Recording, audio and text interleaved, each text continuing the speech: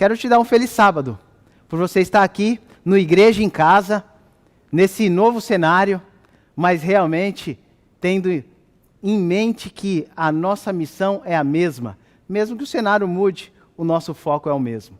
E eu queria te convidar hoje para estudar um texto que para mim faz muita diferença. E eu tenho certeza que ele fará diferença para você também. É no livro de Lucas, no capítulo 13, a partir do verso 6, você encontra uma parábola. Mas antes de lermos essa parábola, eu queria te convidar primeiro para entender Lucas. Lucas, ele é o único não judeu a escrever o texto sagrado. É o único. Todos os outros são judeus. E você pode perguntar para mim assim, pastor, e o que isso tem a ver? É que quando Lucas escreve, por não ser judeu, ele escreve de uma maneira diferente. Ele tem um foco diferente. E o interessante é que ele é o único escritor bíblico que pode falar bem de um samaritano. É isso mesmo. Ele escreve e você encontra essa história do bom samaritano somente no Evangelho de Lucas. Porque um judeu não diria bem de um samaritano. E assim, somente Lucas poderia fazer isso. Você já imaginou também outras diferenças que Lucas pode ter? Do tipo, por não ser judeu, ele era realmente alguém que se simpatizava com os gentios? É isso mesmo. O autor simpatizava com o seu leitor. Mas o mais interessante das histórias que estão aqui no Evangelho de Lucas é realmente as parábolas. As parábolas em Lucas, elas não têm um final. Vou explicar melhor para você. É mais ou menos assim. As parábolas de Lucas, elas são escritas sem um final. Do tipo, você escolhe o final. Antigamente, há muito tempo atrás, talvez muitos dos que estão aqui assistindo nem saibam que isso existiu, mas existia um programa chamado Você Decide. Eu me lembro, não que eu fosse já um adulto nessa época, na verdade eu devia ser bem pequeno, mas essa história, esse programa apresentava o seguinte: você poderia ligar por telefone para ter 2 finais. Tinha 2 finais e você ligava para um número e escolhia um final. Ou então ligava para um outro número para escolher um outro final. E quem apresentava era o Tony Ramos. Pelo menos nessa parte que eu vi. E ele dizia assim, no final você decide. E quando eu fui estudar as parábolas de Lucas, eu comecei a perceber que as parábolas de Lucas eram também como o programa Você Decide que há muito tempo atrás passava. Elas não têm final. Por exemplo, na parábola do bom samaritano, você não sabe se o hospedeiro conseguiu tratar bem daquele bom samaritano ou não. Você não sabe, ou melhor, do ferido, né? Se o bom samaritano voltou e realmente pagou os custos que o hospedeiro teve a mais. Você não sabe se aquele ferido realmente sobrevive ou não. Sabe por quê? Porque o final das parábolas de Lucas, você decide. E essa parábola da figueira não é diferente. E eu já quero te contar um pouco do final. O final dessa história, você decide. Vamos lá? Está pronto para abrirmos o texto sagrado aí e lermos e extrairmos as lições necessárias? Mas antes eu quero ler para você uma frase que eu peguei aqui no meu Instagram. Está aqui meu celular. E é de Arthur Piscini, um escritor falando sobre os resultados dessa pandemia, do coronavírus, Covid-19. E ele diz o seguinte, que ao final tenhamos nos tornado menos virtuais e mais virtuosos. Menos stories e mais histórias. E principalmente, menos fúteis e mais úteis. A história do Covid-19 não terminou ainda. E nós estamos ainda vivendo essa história. Mas o final dessa história é você que decide. Ao lado de quem você vai estar, é você que decide. Sabe por quê? Porque a história não tem final. Você será fútil ou útil? Você decide. E é com esse pensamento de que a decisão está nas nossas mãos, é que eu gostaria de te convidar a abrir a Bíblia em Lucas capítulo 13, o verso 6, que diz o seguinte: Então Jesus proferiu a seguinte parábola. E Jesus disse o seguinte: Certo homem tinha uma figueira plantada em sua vinha, e vindo procurar fruto nela, não achou. Uma figueira plantada em uma vinha. Você já parou para pensar nisso? É claro que para nós achamos estranho uma atitude de plantar uma figueira no meio da vinha. Mas segundo alguns escritores, eles dizem que isso era comum entre os judeus. E era natural uma figueira plantada numa vinha. Ou, de certa forma, não tinha nada de errado nisso. Mas o interessante é que essa figueira foi constantemente analisada se ela daria fruto. E aí, não era encontrado fruto nessa figueira. O proprietário não achava fruto nessa figueira.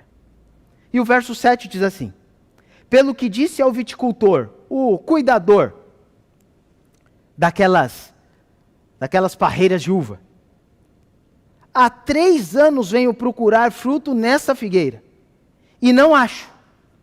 E o proprietário então olha e diz assim para ele: Faz o seguinte,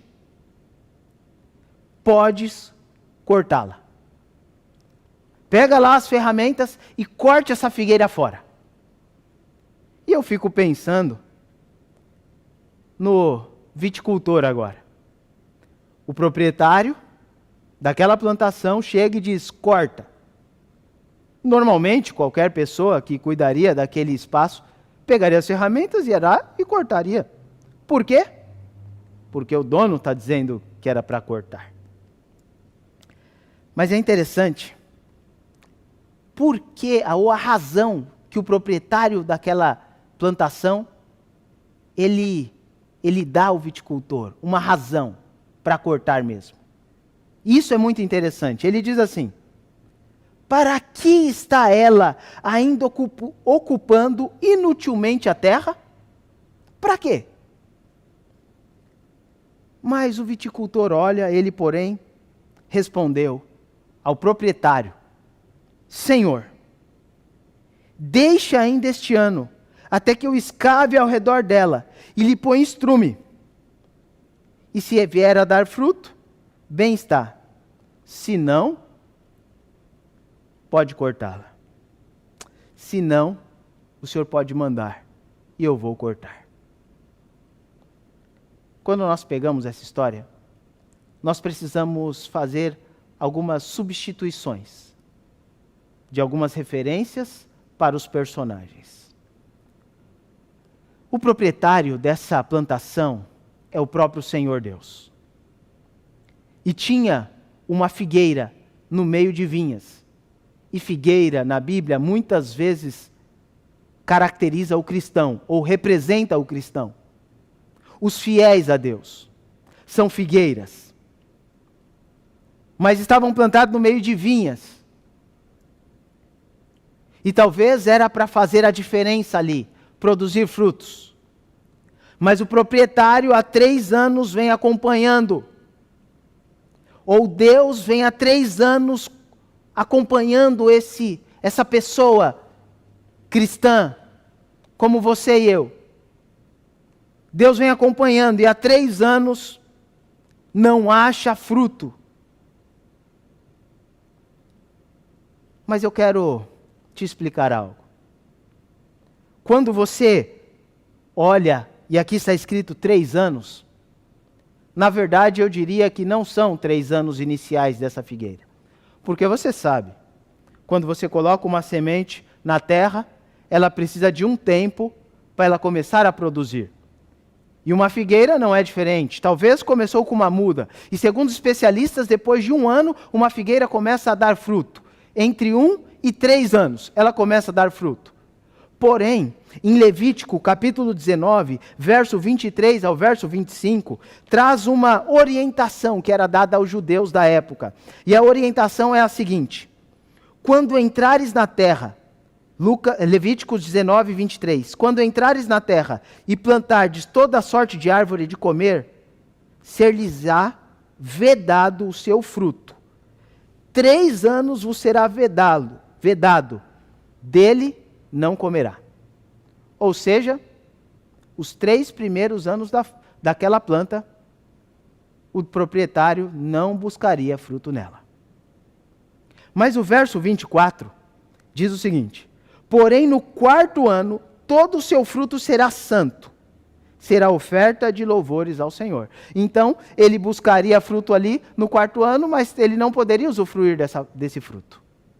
E no 5º ano, verso 25, comereis fruto dela, para que vos faça aumentar a sua produção.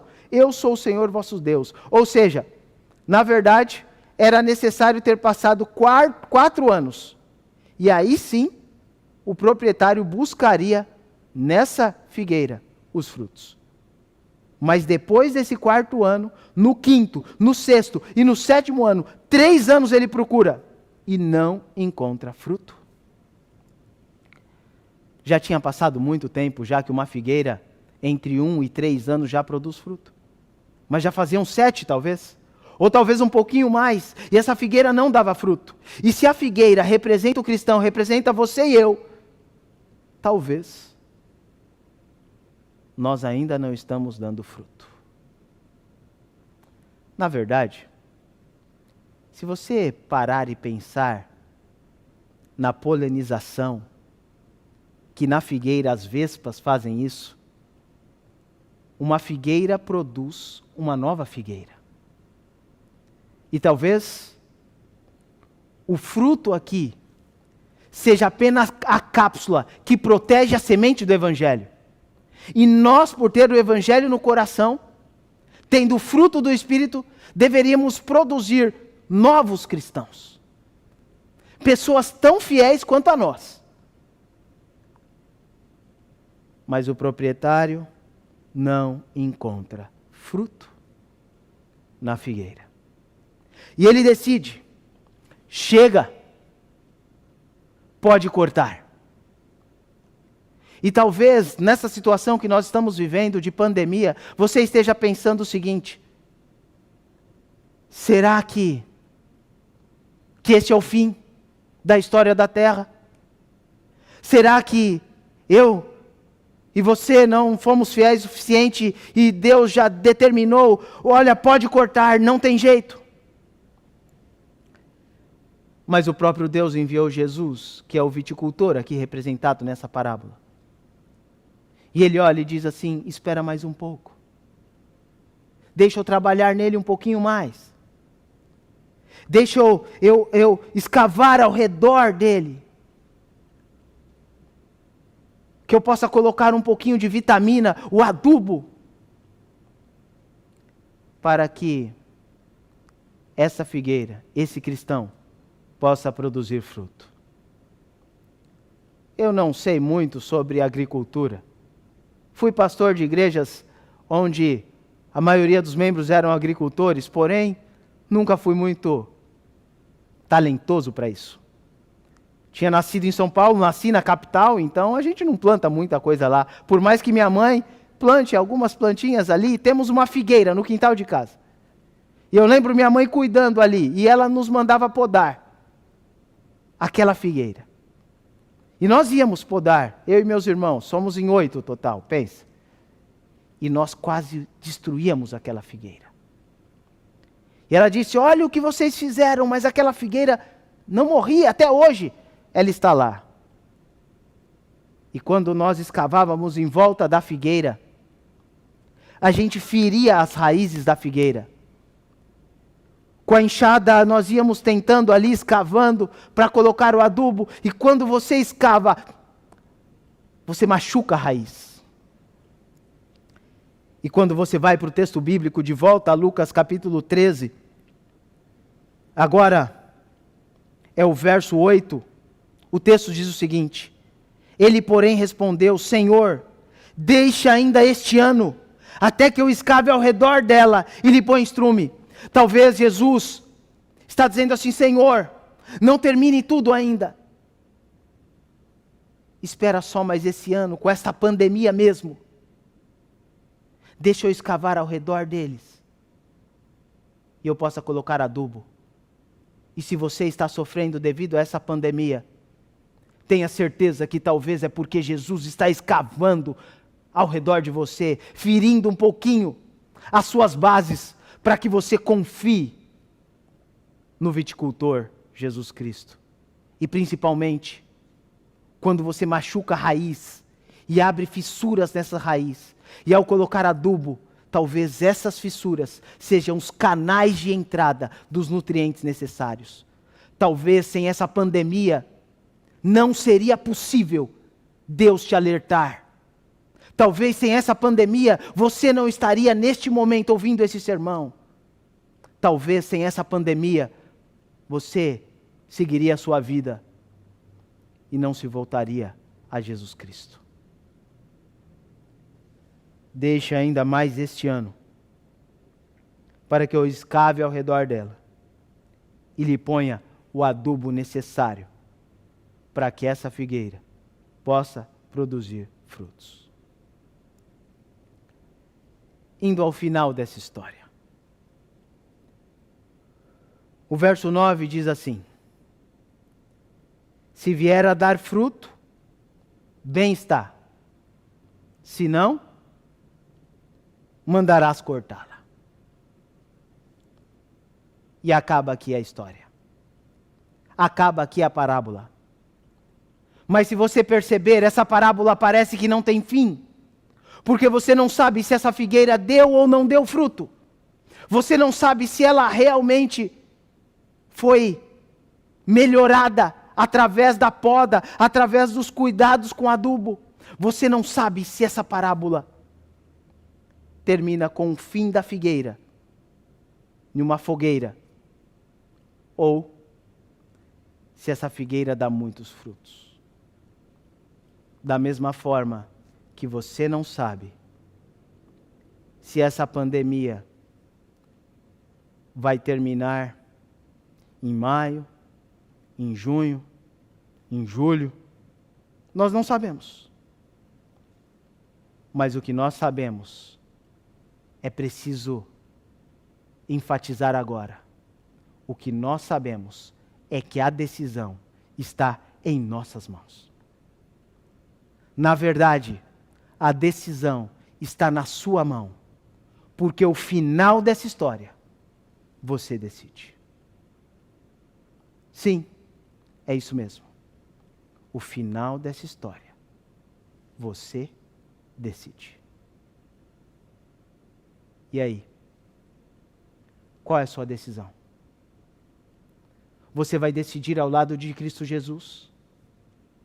Você vai tomar mais vezes a Bíblia para ler e estudá-la? Você vai perder o medo do que pode acontecer nesse mundo, porque você sabe que o que acontece no final é Cristo Jesus voltando?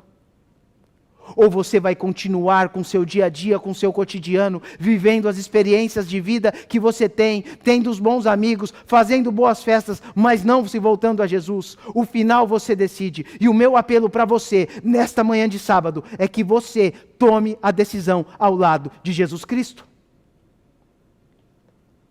Talvez essa pandemia seja a sua última chance, ou seja a minha última chance. Essa chance você não pode perder, porque o final você decide. Nós vamos escutar o Robson Fonseca agora, para que você tenha em mente que os sonhos de Deus é maior para você. Ele sonha coisas maiores para você.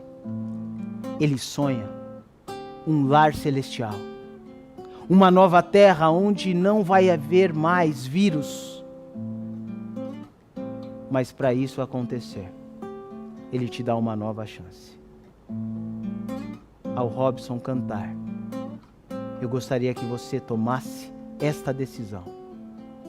Enquanto ele canta, você ora, pedindo a Deus: Senhor, eu abro a chance de o Senhor mudar a minha vida. Eu lhe permito que mexa na minha vida, para que em nome de Jesus Cristo eu tenha uma nova vida de hoje em diante, porque os sonhos dele é maior para você. Por maior que seja o seu sonho, o sonho de Deus é maior. Ele sabe o que você pede, mas o que Ele quer dar é melhor. Você hoje não pode entender, pois só pede o que cabe em suas mãos. Infinitos são os sonhos de Deus pra você.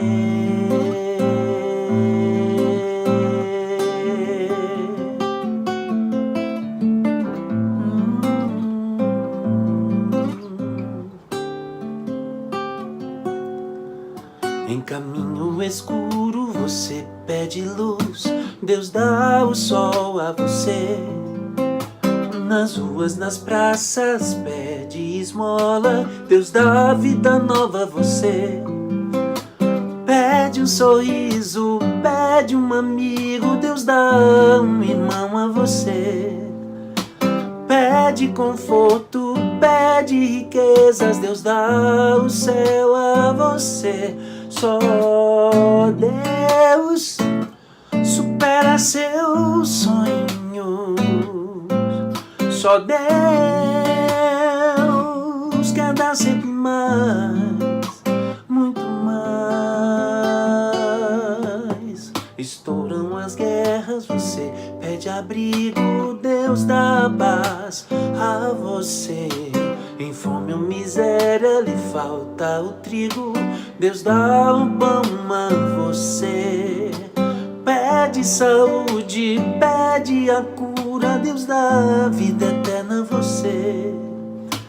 Pede ciência, sabedoria, Deus dá o infinito a você. Só Deus supera seus sonhos.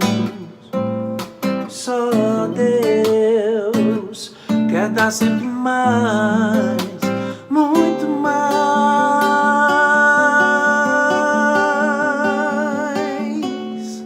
Por maior que seja o seu sonho, o sonho de Deus é maior. Ele sabe o que você pede, mas o que Ele quer dar é melhor. Você hoje não pode entender, pois só pede o que cabe em suas mãos. Infinitos são os sonhos de Deus pra você.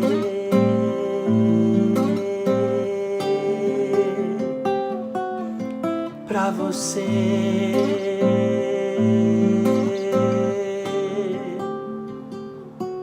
O sonho de Deus é maior pra você.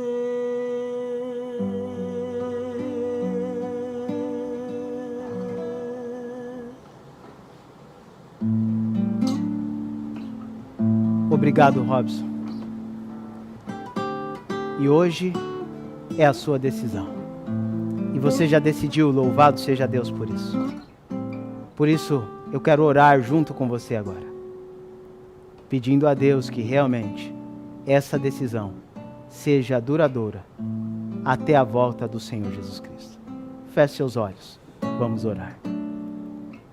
Poderoso e santo Deus, Não queremos ser apenas ouvintes da palavra, mas queremos ser praticantes. E é por isso que hoje decidimos ao teu lado. Decidimos dar frutos, mas não simplesmente pelo fruto, mas pela nova semente que dará uma nova figueira, que é uma nova pessoa em teus caminhos. Que possamos aproveitar as oportunidades, que possamos nos dedicar mais a Ti, para que realmente o Evangelho do Reino chegue a todo mundo, em testemunho a todas as nações, para que venha o fim. E é por isso, derrama o Seu Santo Espírito sobre cada um de nós. É por isso que nós pedimos, em nome de Jesus. Amém. Agora você vai voltar com Vinícius. E com certeza, sairá deste momento, do Igreja em Casa, tendo a certeza que Deus te abençoou. Que Ele continue te abençoando, até o dia da volta de Jesus. Um feliz sábado.